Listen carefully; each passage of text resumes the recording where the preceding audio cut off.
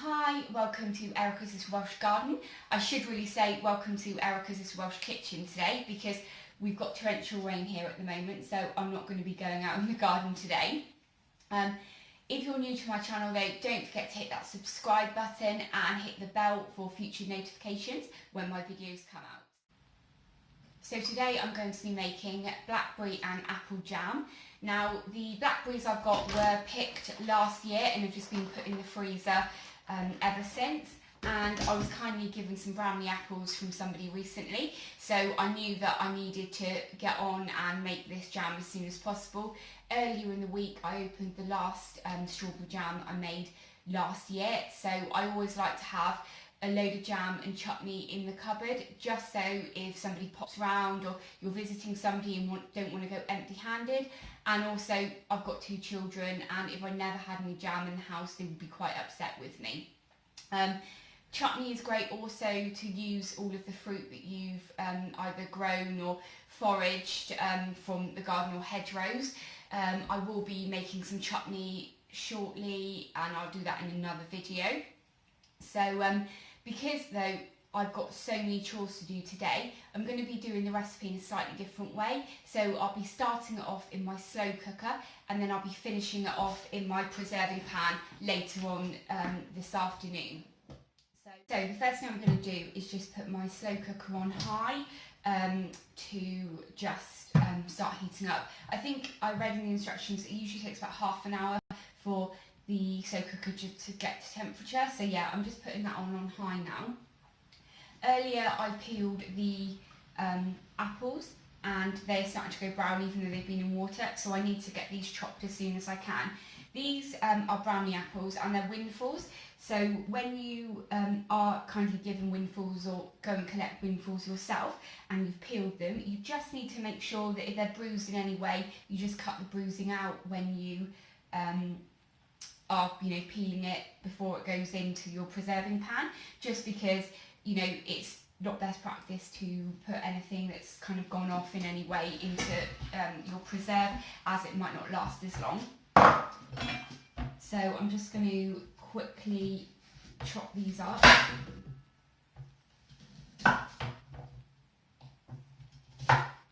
Now these are brownie apples, so they will actually squash and kind of when they're simmered they will just simmer down really nicely. If you're using any other type of apple or you're not sure what somebody's given you, I would just suggest that you could either blend them or something first, because quite a lot of apples, especially eating apples, won't simmer down and they keep their shape. So if you didn't want big bits of apple in your preserve, then yes, you can do liquidize it, or you could just cut it really small, but that takes a lot longer.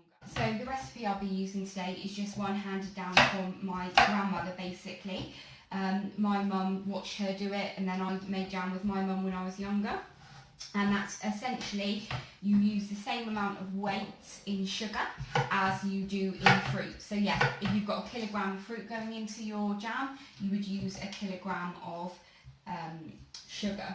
Now if you look on the internet, there are lots of recipes that have like less sugar in and things like that.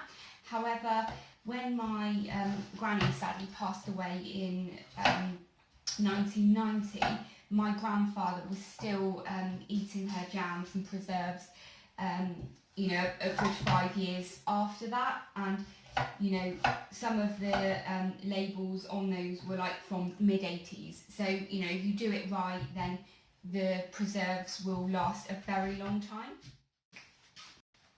Okay, so I've now chopped up all of the apple, ready to start making the jam now. So the reason I haven't told you how much quantity of jam that you will need in the recipe is just because with the with a windfall apple, if you weigh them at the beginning before you've trimmed them and chopped them, you'll get a very different result, because quite a few of these apples had started to go rotten on the inside, so there was quite a lot of wastage. So now what I need to do is just work out how much sugar that I will need to use in the recipe. So for this I just get my weighing scales, and that's really hot because I've had it on, so I'm just going to get a towel quickly and just take this off, and I'll just put this straight on my weighing scales then.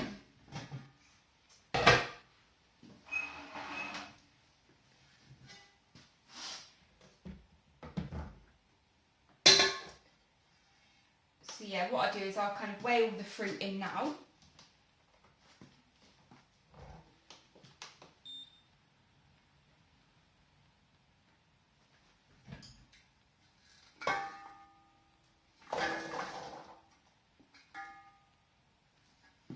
That's 498 grams.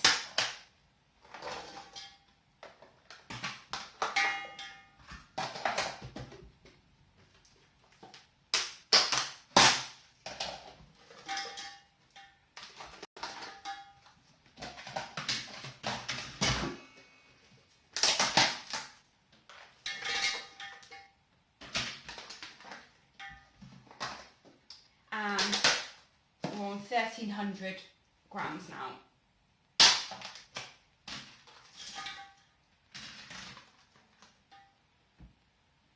Okay, so we're on 1.6 or just under 1.6 kilograms. So when it comes to adding the sugar, I know straight away how much sugar I need to add. Now, I'm just going to be using normal silver spoon sugar. It's grown in Britain, I believe, and you can get jam sugars, but I don't ever use that. I always make sure that I use some fruit in the jam that's high in pectin, and a brownie apple is high in pectin. So anything that's low in pectin, like berries, like strawberries or blackberries, tayberries or loganberries, probably I imagine gooseberries and things like that, they'll all be quite low in pectin. So you'll always want to add either brownie apple or get some jam sugar. I don't like using jam sugar. I did use it once when I made some strawberry jam, and I used half normal sugar, half jam sugar, and I kind of boiled it probably for a couple of minutes too long, and then the jam was so set that it was really hard to use. You kind of had to melt the jam every time you wanted to put it on your toast. So I just used normal sugar, and like I said, add something with some pectin in. So yeah, that's brownie apples. That's something that I might go through in another video at some stage, but yeah, there you go. I'm just going to put this on now in the slow cooker so it can start reducing down. I would suggest also that you put a tiny little bit of water in the bottom of this so that it's kind of just covering. However, here there's quite a lot of kind of ice in there, so that will melt down nicely shortly.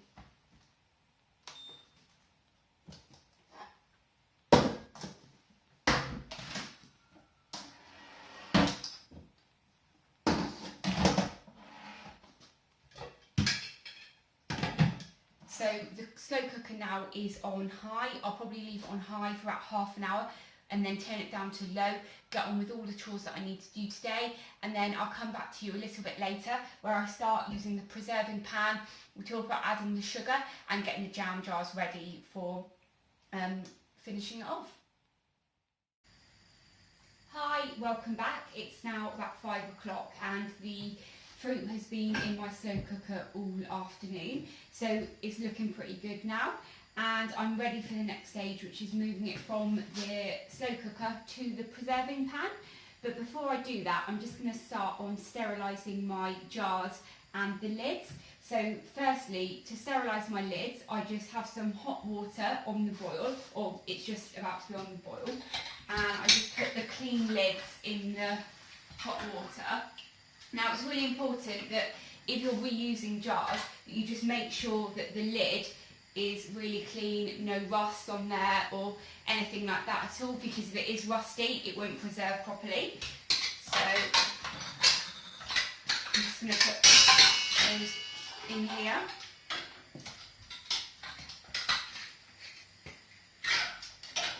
Now I believe you need to leave them in here for about 5 minutes on the boil. And then what I will do as I need them is use 2 forks to kind of help get them out, and I'll also put those in there so they're fully sterilised as well.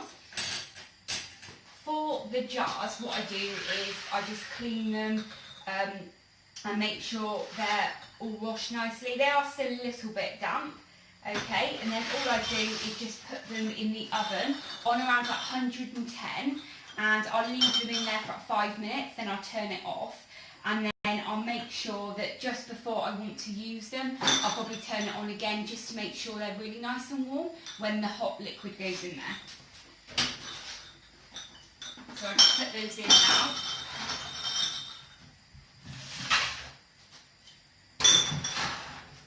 I do also use a Pyrex jug when I'm filling up the jars, so I'll also put that in the oven as well. So I'm just going to put the oven on to just over 100 centigrade now. Okay, so with the jam, like I said, or the fruit, it's been on all afternoon now and very, very squishy, so let's take that off now. So you can see here now the fruit has simmered down really nicely. So I'm just going to add the fruit to the preserving pan now. This isn't on any heat whatsoever at the moment.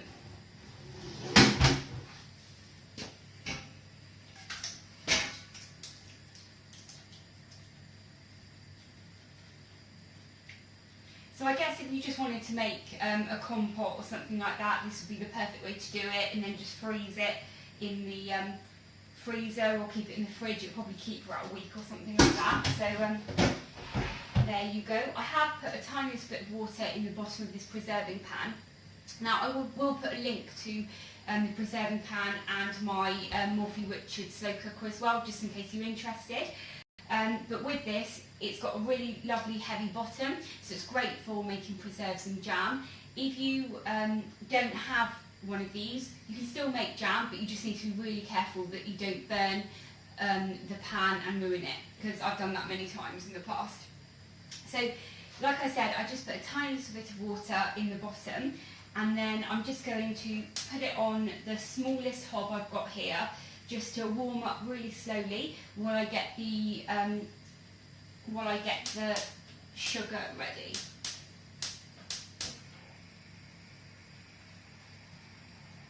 Unfortunately, my really big hob, the button's fallen off, and we're just waiting for it to be sent out. So I just need to make do with warming it up on the front small one and then finishing it off at the back.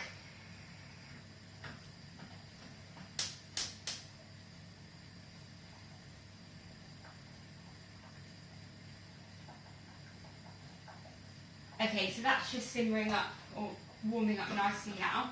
So I'll just give it a quick stir, and we'll get ready with the sugar.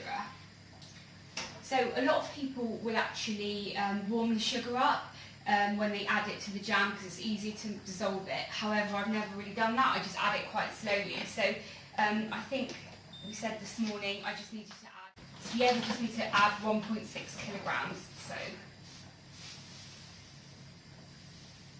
But like I said, I've just chose Silver Spoon because it's produced, it's proudly grown in Britain. So yeah, that's kind of keeps the food miles down just slightly. I don't know how ethical the company is though, I've never looked them up.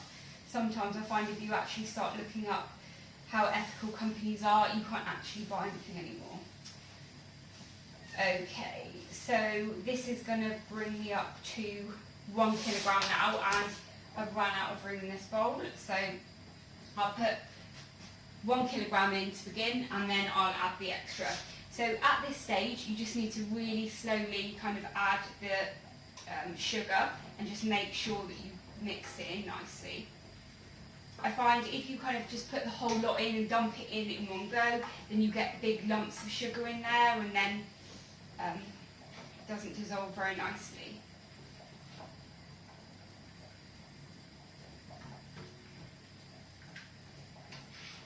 So what I've done as well is I've just made sure that I sterilise a load more jars than I'll probably need. The reason being is so many times in the past I've kind of underestimated how much jam I'm making or chutney, and then I'm panicking at the last minute where I'm wanting to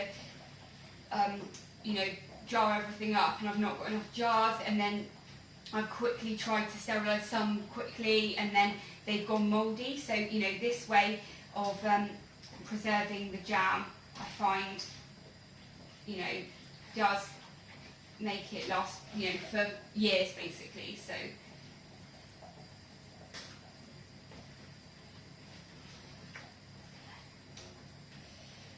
So once I've added all the sugar, I'm going to need to bring it to a rapid boil.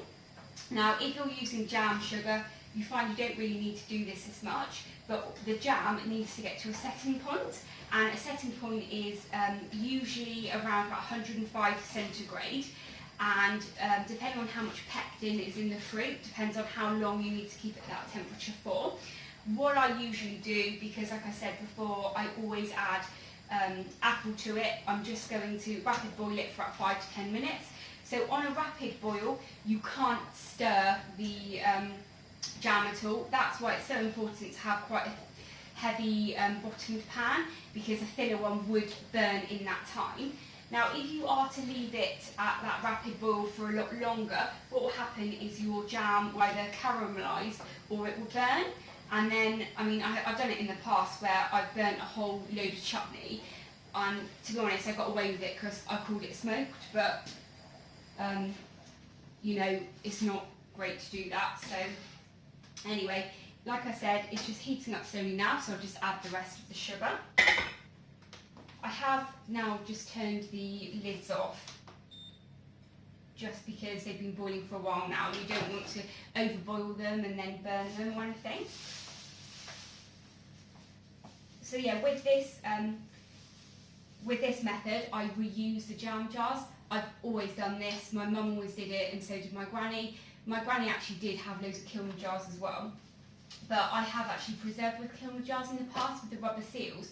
And the few times that I've done it, I've not managed to obviously keep them sterile enough because they've gone mouldy. So this is the way I like to do it.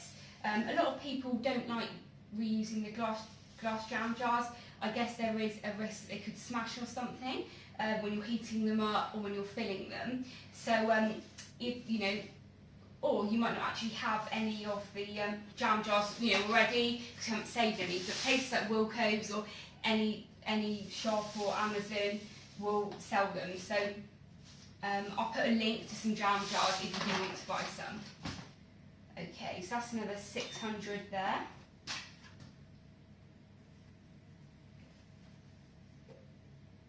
So we're just going to mix this in now.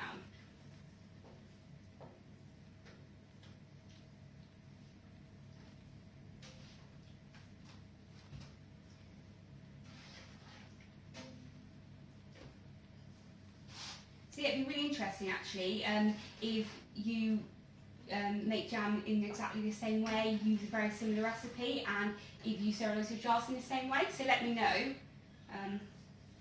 if you do it the same way.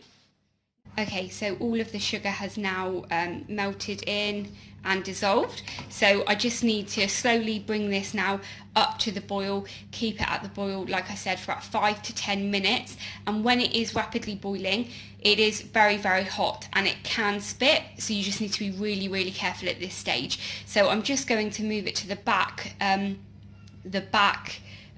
ring now, just so that it can get a lot of gas to heat it up. Okay, so I've moved the jam now onto the back hob and I've turned it up to full blast. So we'll just get that coming to the boil shortly. In the meantime, I'll just make sure that the area here is ready for me to get the jam jars out and ready to get the jam put into the jars. So just quickly do that now.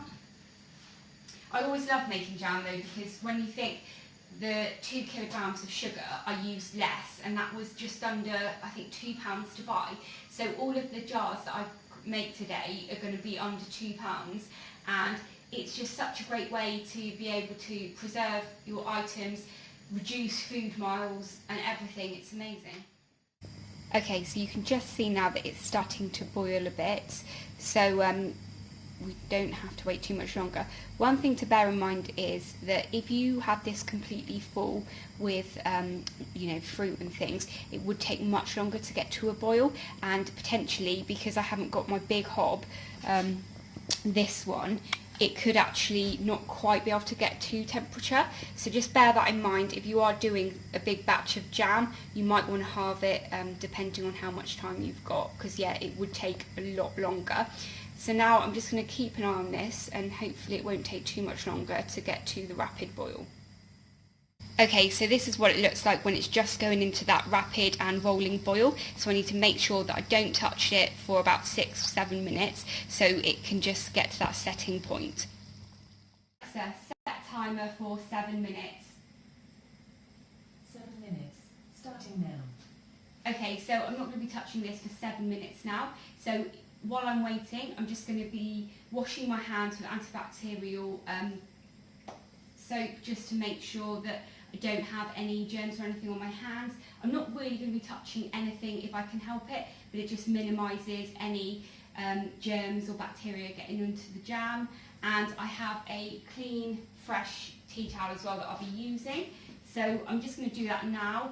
Then I'm going to, just before we take it off the boil, I'm going to get the jam jars out ready so that we can pretty much, while it's still boiling hot, we can get it into the jam jars with the lids on and get those lids screwed on. So even if any bacteria do get into the jar, it's still over 100 degrees, so it won't actually, it will get killed.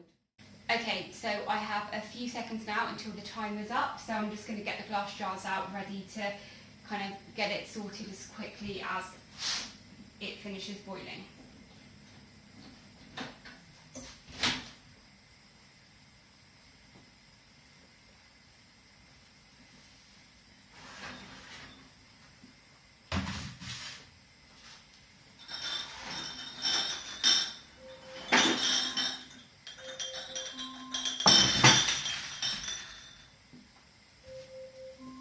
Alexa, off.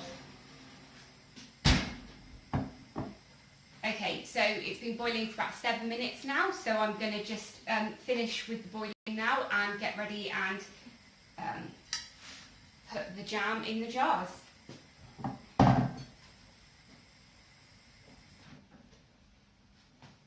Okay, so like I said before, I try and do this as quickly as I can. So the first thing as well is, I didn't say before, when it rapidly boils, you get a bit of a scum form on the top of the jam. So I'll just show you that now.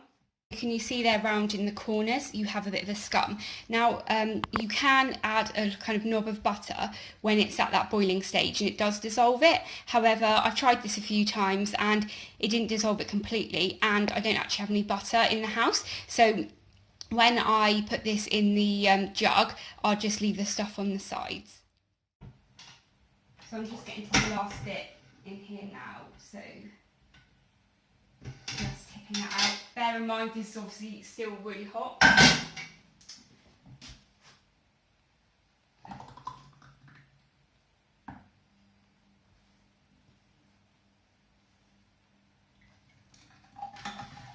Okay, so there's going to be a jar that's half full that will go straight into the fridge. Okay, so I did loads more jars than actual jam that was made, but you can never have too many sterilised jars.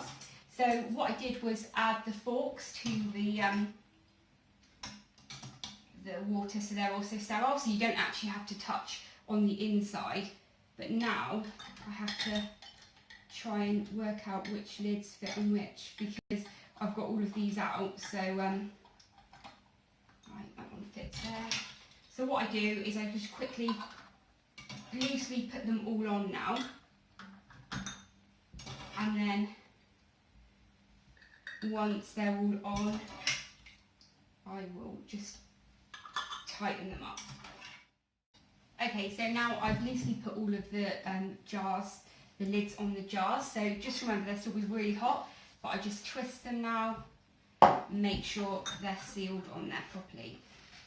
Now you will find that you probably will have a bit of jam that has kind of gone down the side of the jar, but what I'll do is once they are cold and they're sealed, I'll then wash them.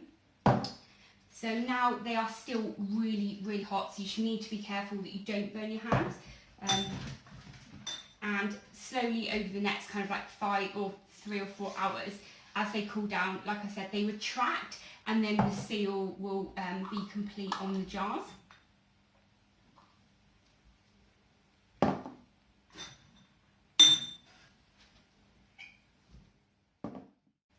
So there you go, that's my step-by-step guide on how I make jam.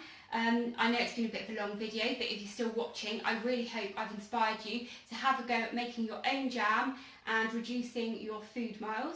So thanks very much for watching. Don't forget to subscribe if you've enjoyed watching today, so you can continue watching my journey in my little Welsh garden and my kitchen. So thanks very much for watching. Take care. Bye.